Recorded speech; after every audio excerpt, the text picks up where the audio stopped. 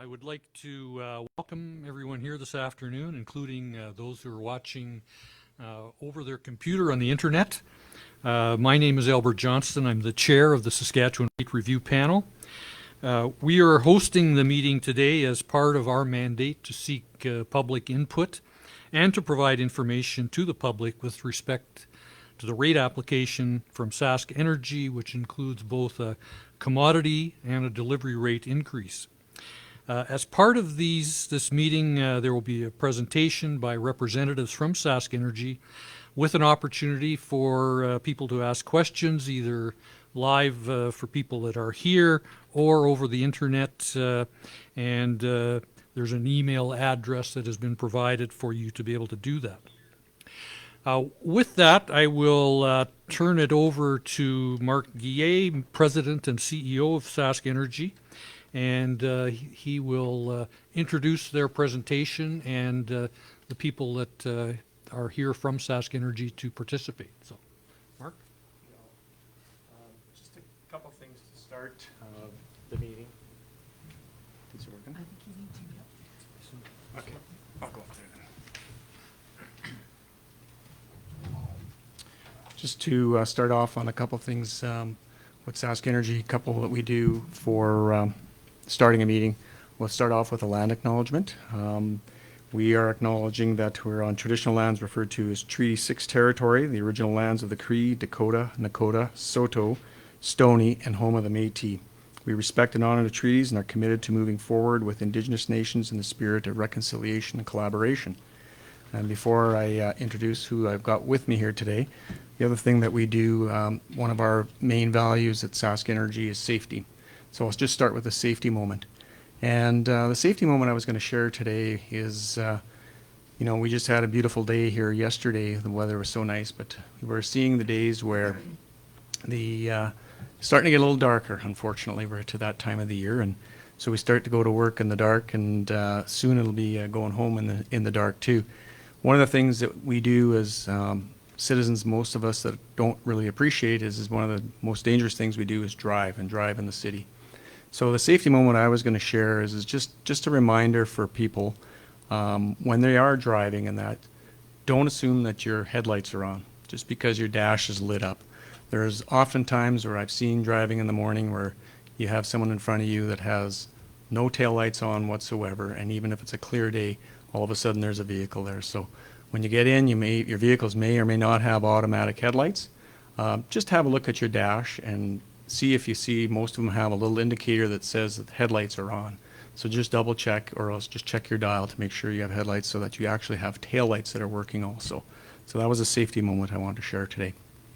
With me here today is Lori Christie. She's our Executive Vice President of Corporate Planning, and Jason Schell, and I didn't bring his card along, but he's the Director of Policy Services and Rates. And so we're going to go through, I'm going to kind of start off the presentation. We have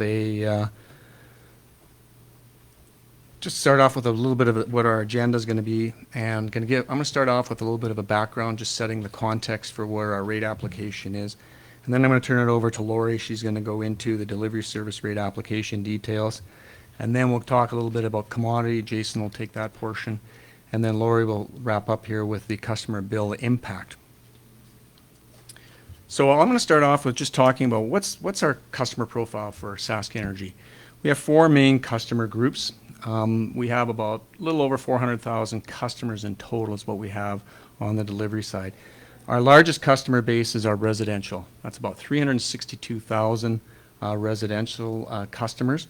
And what we classify the residential customer classes, that's customers both urban and rural that use up to 10,000 cubic meters of gas. So that fits into the residential. The next step up the class that we have is what we call our small commercial. The commercial small group, that's about 41,300 customers we have in that group. And their profile is basically, they're the customer group that will use up to 100,000 cubic meters of gas. Examples of those are, that's the main street type businesses, whether you're in small towns or in the urban centers. Restaurants, you have small hospitals in that group, and the curling rinks. That fits into that commercial small group. And anybody who's using over top of 100,000 cubic meters up to 660,000 cubic meters, that's what we call the commercial large group. And we have 1,550 customers in that class. And examples of what would fit into that class group is the warehouse buildings and hotels. Like we're in here, they would fit into that commercial large group. The last category we have is the smallest category we have. They're the largest users, so anybody who's using over that 600,000 cubic meters up to, uses over 660,000 cubic meters, that's the small industrial class, and that's your manufacturing and large hospitals. It's the smallest group because when you get into that group, they actually go into the transportation company. They do their own type of purchasing gas and transporting gas and all of that. So those are the four main classes that we have for our customer profile in the distribution company.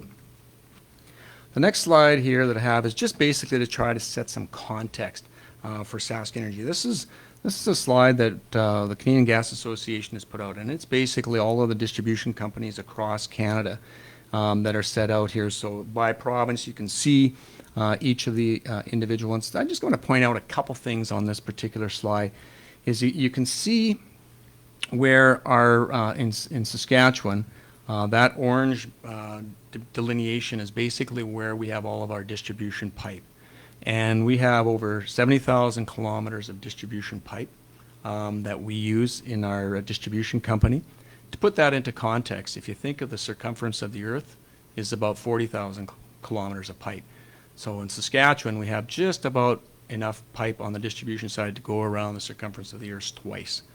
And then you start to look at some of the other jurisdictions. You can see they're very narrow jurisdictions for their distribution utilities.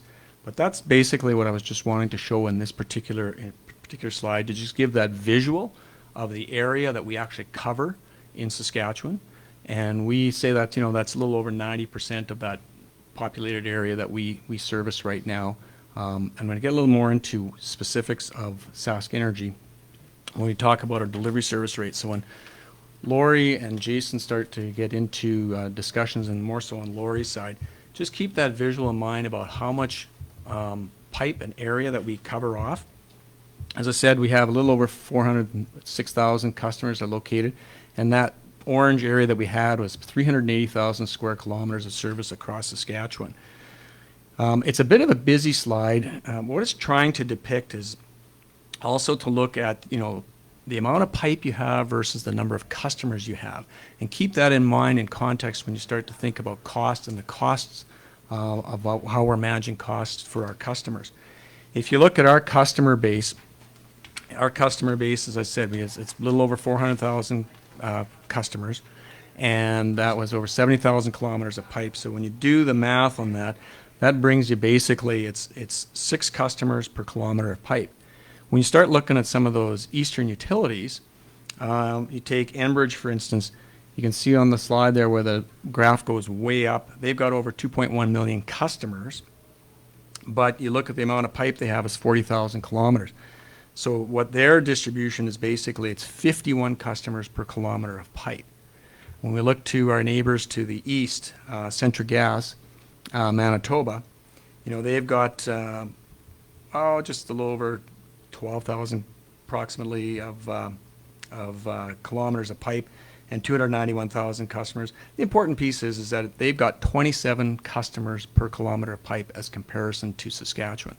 So you think about that vast network of pipe that we have out there, the number of customers broadly dispersed, we're broadly dispersed across the province.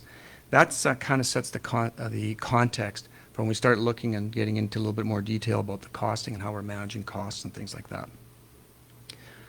The next slide I want to talk about is Sask Energy's bill. So when you receive a bill, and I receive my bill at home electronically, the Sask Energy's bill is basically broken down into 2 components. So you have the commodity rate and you have the delivery service rate.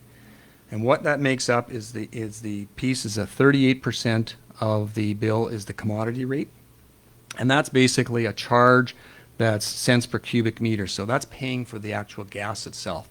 And Sask Energy, like the other distribution companies, you don't make any margin on gas. We sell gas at cost. We track those costs, in order to make sure you're tracking what the actual costs are. There's an account that's called a gas variance account that'll account for the other pieces, and we'll be dealing into that when Jason starts talking about the commodity and how that fits in. But that's basically that component, that 38% of the total bill is on the commodity rate. And we don't have a franchise or an exclusive piece dealing with commodity. So the commodity, there's gas retailers that go out, the businesses can go and buy their own gas, or if you want to buy your own gas from a retailer, you can go ahead and buy a retailer. We do not have a legislative franchise on that. Where we do have a franchise is on the delivery side. And as I said, the delivery service component, there's two components to the delivery side, and that makes up about 62% of your total bill. And those two components are broken down into what's called the basic monthly charge, and that's to cover those fixed costs. Things like the service line, the meter reading, customer account management, and that's a payment, of dollars per month. It's a fixed amount that's paid each and every month. It doesn't depend upon the flow of gas that goes through it. The second component is that delivery charge. Now that is a volumetric charge that goes through, so you're then charged an amount that, depending upon the volume that goes through your meter, that's where that additional piece goes on, and that's to collect for the amounts that deals with things like transportation, storage, distribution, and any of the maintenance costs that we do. So that sets up the context for, how our bill is structured and those components for that bill. And with that, I'm going to turn it over to Lori, where she's going to walk us through the actual delivery service rate application that we have before you. Okay, thank you. So I'll start with what Sask Energy is proposing, and what we are proposing is an 8% increase to our delivery service rates for this year, followed by 5% in 2023 and 5% in 2024. What this means for a typical residential customer is about $3.57 per month this year, $2.43 per month next year, and $2.53 per month in 2024. We last increased our delivery service rates on April 1 of 2019 when they moved up 3.4%. I appreciate this does seem like a lot, so I'm going to spend some time talking about the drivers for this rate application. First of all, despite a growing customer base, revenues from delivery have not grown over the past number of years. This is driven by customers becoming much more energy efficient, so the amount of natural gas each customer consumes continues to decline. This is a good thing in that it saves customers money and reduces emissions, but it does present a challenge from a delivery revenue perspective. The drivers on the expense side include continuing to invest in our infrastructure to ensure a safe and reliable gas supply to your home, environmental sustainability, enterprise security, and of course, inflation. Our employees drive around 10 million kilometers every year, and we are noticing the step change in gasoline prices, as well as large increases from our suppliers for such things as pipes and fittings, for example. So what I'm going to start with is system growth. As I noted, the amount of natural gas customers are using is declining, but the number of customers continues to grow. The major centers, particularly both in Regina and Saskatoon, continue to build new subdivisions, and developers and customers alike want natural gas.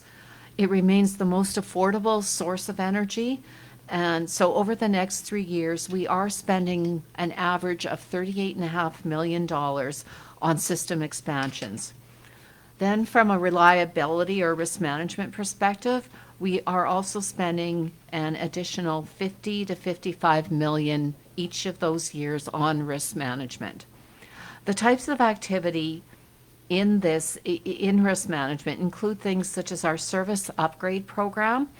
Some soil conditions are more prone to shifting, and with that, the service line that the service line to your house that connects to the main gas line can separate in certain soil conditions. So we've got a program that replaces the service lines in certain neighborhoods over a number of years. Also, our mains age, eventually we need to replace them. Other activities that we need to be doing there include things like running tools through the pipelines to identify possible areas of corrosion. Our stations do last a long time, but eventually need to be replaced. These activities all require capital, and we have set it up so that we spend about the same amount of capital each and every year. So just a reminder too, this here capital for risk management doesn't have any new revenue associated with it. That said, safety is front and center of everything we do. And external interference, which is when other contractors or customers are digging and hit our gas line, is the largest single threat to our gas system. We therefore invest a lot of time and money on educating the general public on safe digging practices. Getting a line locate before you do work in your yard or wherever you need to dig is worth the time it takes. Our goal is to reduce the number of line hits on our system and thereby preventing that damage to our infrastructure. Natural gas is a fossil fuel, albeit the cleanest of fossil fuels. It is also one of the most safe, reliable, and affordable forms of energy. But when it is combusted or released to the atmosphere, greenhouse gases are emitted. Caring about the environment needs mean to do all we can to help reduce greenhouse gas emissions. So we have always focused on reducing emissions, but now we are increasing our efforts. We have made a commitment to reduce our emissions from our operations by 35% by 2030. Emissions within our operations does come from five main categories: combustion, flaring, venting, fugitives, and electricity. We've recently developed a roadmap to ensure that we do reach our goal. Some of the areas we're focusing on takes investments, such as adding more solar panels to our town border stations. Others are, other things we're doing are general operating costs, such as enhancing our leak detection program so that we can find leaks quicker and fix them. And other things are really just shifting our operating practices. At times during maintenance, rather than vent natural gas to the atmosphere, we are looking at ways that we could either capture this gas and reuse it, or at least flare the gas, because when you flare it, there's, much less potent to the environment. In the natural gas value chain, only about 2 to 4% of emissions come from transporting and distributing natural gas. However, about 80% come from when customers burn natural gas in their appliances. So we've made a second commitment to help our customers reduce emissions from natural gas. The largest investment in this area is increasing our energy efficiency programs. We are expanding our residential programs for those in energy poverty. We've added new eligible equipment under commercial rebate programs, and we are supporting industry with new technology as buildings progress towards net zero. We're also working on communicating and educating customers more when it comes to energy usage. For example, we have initiated a bill presentment project that, when it is complete, it will provide you with much more information on your gas usage. Enterprise security. When we speak about enterprise security, we're talking about both IT, information technology, as well as OT, the operations technology. So it's both sides when your utilities such as us. With the threat of cyber criminal activity increasing every day, top risks around the globe are prioritizing cybersecurity as a top risk. Sask Energy does manage critical infrastructure and plays a vital role in the lives of the people of Saskatchewan by providing heat to homes and businesses. A major disruption to Sask Energy could create life-threatening impacts to health and safety of people who use our service, particularly if the attack was to impact the operation of the pipeline in the winter. Sask Energy is working through a multi-year remodeling of the cyber program, which is being continuously improved. The cyber program at Sask Energy considers protection of traditional information technology systems and has expanded to include the operation technology systems, such as your SCADA program. The cohesive approach ensures that cyber controls are in place across all systems. One of the basic elements of cybersecurity is adequate staffing. So in 2019, our enterprise security had grown to 3 employees and 3 contract resources. In 2022, however, this area had matured to include 6 employee FTEs and 9 contract resources. These individuals are responsible for monitoring, enhancing, and investigating Sask Energy systems and processes to safeguard against the current and incoming threats. Talking about the cost drivers, now I want to talk a bit about ways that we're trying to reduce costs. To help minimize the amount of rate increase we need, Sask Energy does continue focusing on reducing costs through productivity and efficiency gains. Through collaboration with other crowns, we're able to save a lot of money. We've been doing things like the joint infrastructure servicing and line locating with other crowns for a number of years now. This does save us at least between $1 and $2 million annually. A new initiative that we are now working on is leasing our vehicles, fleets jointly with other crowns so that we can get a better price.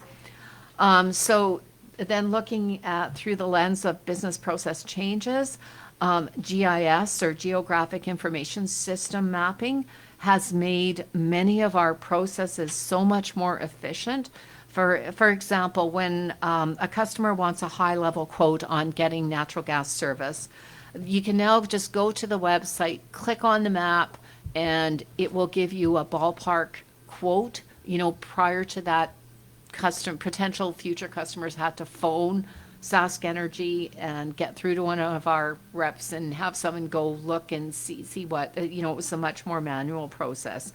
Another thing that's really sped up when customers actually do sign up for service is that you need an environmental assessment done. And with GIS, we're able to, in a matter of minutes, when people connect, we can see if, hey, it's a clear, basically a clear path all the way from our main pipeline to the potential new customer, and we can just proceed, or it alerts us that we need an environmental assessment because there's a slough going by there or something that is environmentally sensitive. So, yeah. We're also looking at simplifying processes from when a customer is connected to our systems through billing, from when we hang the meter through to billing. And then the third category there, of course, we do continue to leverage technology. We are in the process of implementing a new customer portal that will greatly enhance customer self-serve and save money. Just in a little bit more detail here about what we're doing and, some of our initiatives going on. Looking at operations. In our daily operations, initiatives are targeted to both improve customer service and lower the costs while maintaining the focus on safety and reliability. In operations, we are committed to reduce headcount, and that is being done through a data-driven management operating approach where analysis of data optimizes work time and KPIs support our decision making. So we've really shifted to a data approach when we're managing to become more efficient. And we have also consolidated Sask Energy's work management system with that of our subsidiary company, Transgas. So working together with them, we can, through both of those initiatives, we've been able to create more improved capacity. So it does take fewer people to do the same amount of work. As we improve operational effectiveness, we're also ensuring safety culture remains at the forefront with high engagement from both supervisors and staff. Customer convenience. In this day and age, customers want to be able to do almost everything they can on their smartphone or computer. Most are the smartphone, a certain category. I still use a computer, but lots don't.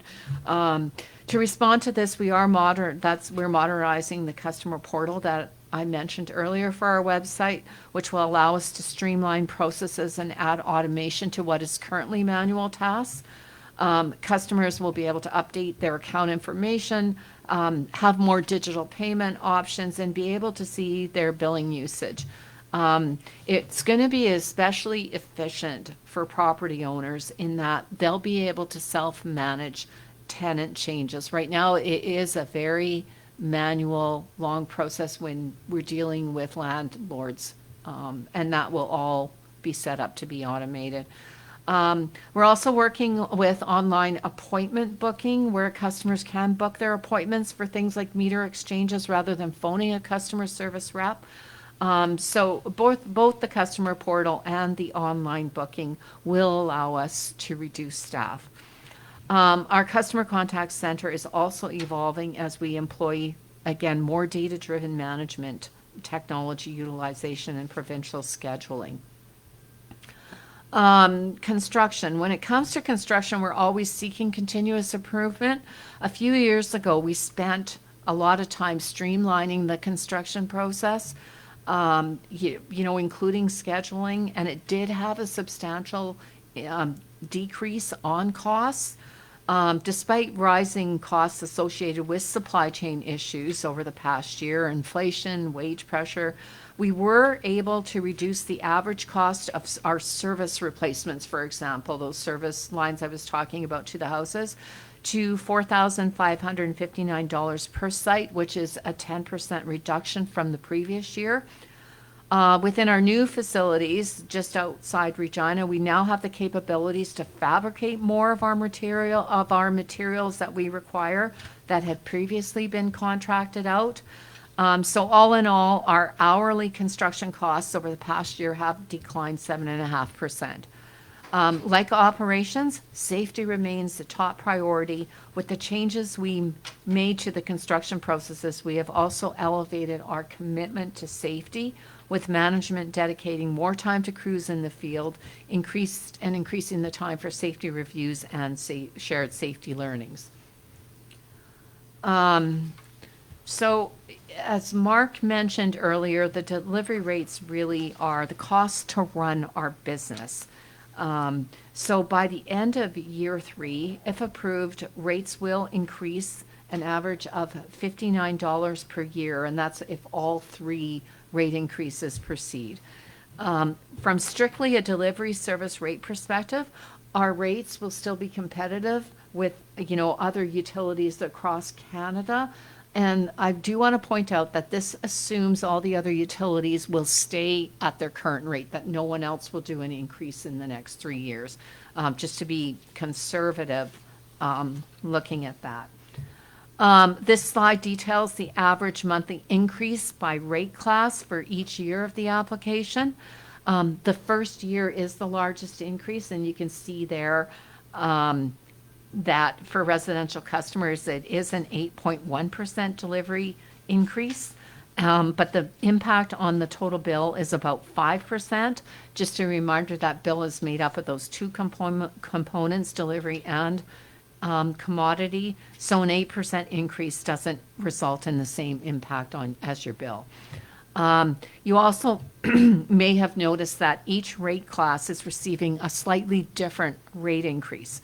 When it comes to rate design, we follow standard regulatory practice where revenues generated from that rate class should recover the cost to serve that particular rate class. How we measure that is through a metric called the revenue to cost ratio. Regulatory practice is to have revenue to cost ratios that are between 95% and 105%, recognizing that you cannot get perfection.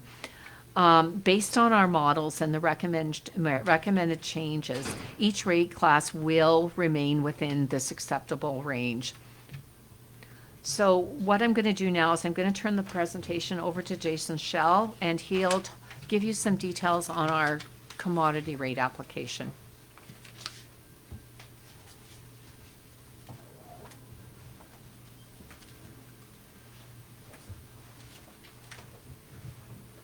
Thanks, Lori. So as Lori mentioned, we were doing two applications at the same time. I'm going to focus on the commodity rate application. We're recommending an increase to $4.20 per gigajoule. The rate charge for natural gas contains no markup. It's strictly a pass-through of costs, with the variances between what we pay and what we charge being accumulated in the gas cost variance account, or GCVA, as Mark mentioned. The balance of the GCVA is either refunded to or collected from customers with every rate application. The $4.20 per gigajoule that Sask Energy has applied for represents an increase from $3.20 on the previous rate that was implemented in November of 2021. The rate increase is necessary both to reduce the GCVA and also buy gas at market, which I'll talk about a little bit on this next slide here. So as you can see with this slide, the market for natural gas is quite volatile. More recently, we've seen increased pricing. It's actually gone over $8 a gigajoule a couple times in the last year. That's attributable to a few factors. First of all, we've seen demand increase for natural gas as coal usage has declined in many parts of the world. Meanwhile, we've seen less investment in oil and gas production, as shareholders are looking for higher dividends rather than investing in production. Liquefied natural gas exports in the United States have increased, which means that there's more natural gas leaving the United States or leaving the continent. And finally, the prices have been driven up by the war in the Ukraine, which has caused an energy crisis in Europe, as everyone's aware of. So I want to talk a little bit about how Sask Energy actually manages the supply of gas.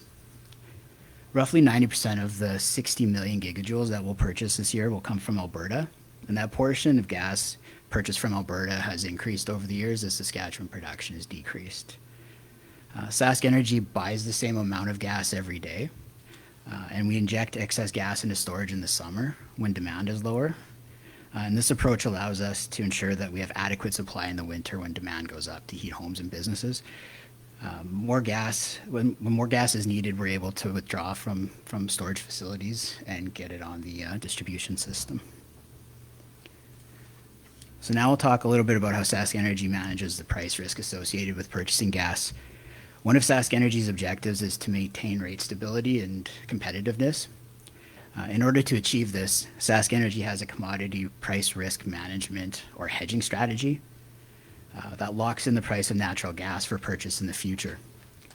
Approximately 87% of our natural gas price is locked in or hedged over the next 5 years, and this allows Sask Energy to shield customers from the volatility of the natural gas market, which is why Sask Energy can propose a commodity rate that is much lower than the natural gas or the current natural gas pricing. So what does this mean for customers?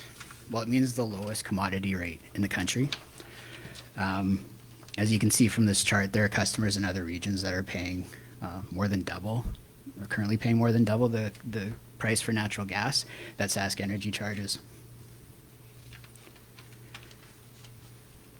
I just wanted to show this table to show the effects of the rate increases among the different classes that Mark described in his part of the presentation. As you can see, with the rate design, not all of the impacts are felt equally among the different rate classes, but residential customers will see the lowest bill increase on the commodity side of things. At this point, I'll pass it back to Lori. She's going to talk about the overall bill impact.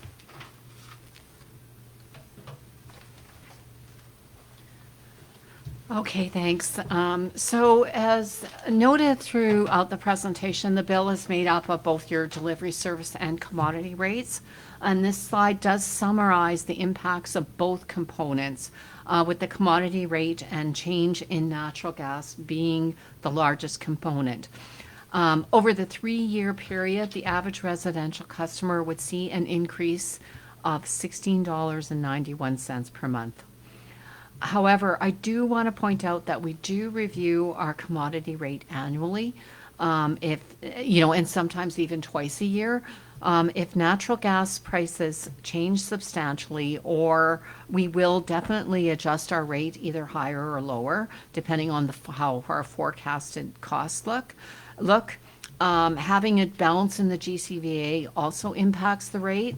Like right now, as we mentioned, we are recovering a balance, quite a large balance in the GCVA through the commodity rate.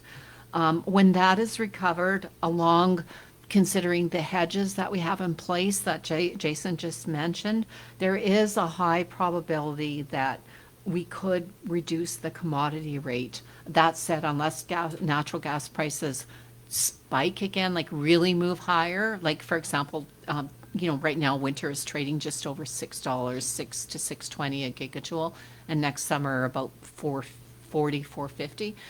At those prices, we would be able to definitely, after the GCVA is paid, maybe bring forward another application. But if prices move to $10, then that wouldn't happen. Just to, we do. So I do want, there's just a couple more slides here. Before I turn the presentation back to the chair, I want to share a little bit about the competitiveness of natural gas.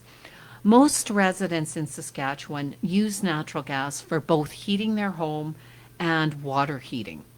What customers may not know is that the amount of energy it takes to do these two functions makes up about 70% of your household energy requirements. It takes a lot of energy to run just that furnace and water heater. So the rest of the energy requirements for a residential is about 30%, and that is typically met with electricity. This slide illustrates that a residential customer bill over the past 15 years.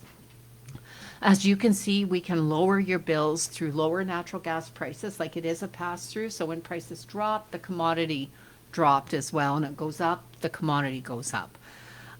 With the rate increases that we are proposing, the typical residential customer bill will still be similar to what it cost the typical residential customer in 2006. So that is pretty good value for the amount of energy that you receive.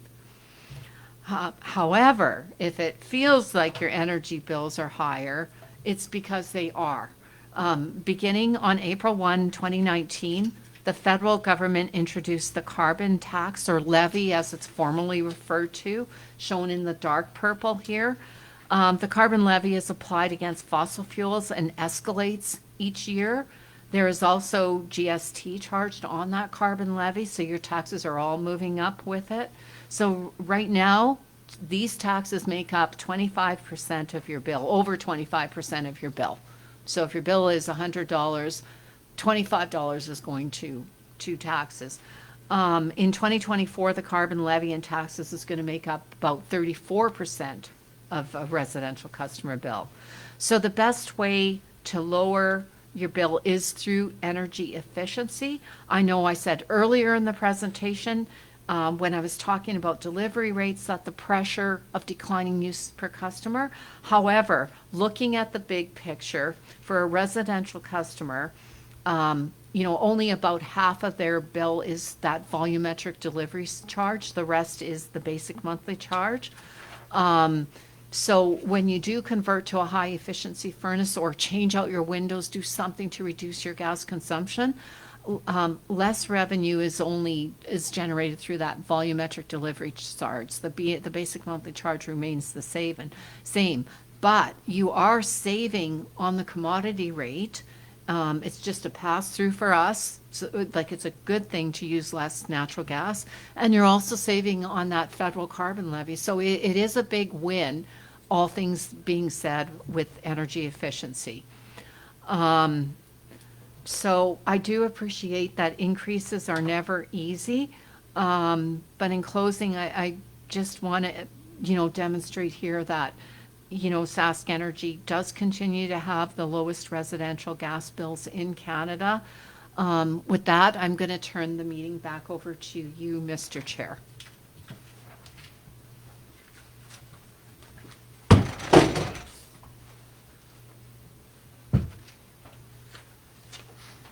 Thank you, Lori. I just want to thank the presenters here for presenting the case for the rate application from Sask Energy. One other thing that, and this is just on a personal level, I'll say that this morning I had my furnace serviced by a technician. And I don't know how much that saves me, but it gives me a little bit of comfort that my furnace isn't going to go out in the middle of the winter when I need it the most. And when I find out that a new furnace is $10,000, it makes me feel a little bit better. So I don't know if is there any questions from the audience? No? Okay. Well, with that, I will wrap it up, and thank you for listening and watching, and we'll be back with our final recommendation to the government on December the 16th, so you can watch for that. Thank you.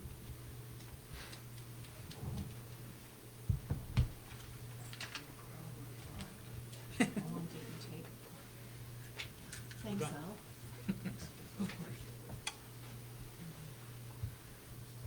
Change your filter. I know, actually, I was going to say, thank you for the plug. Yeah. I could have said that because it Yeah. is really.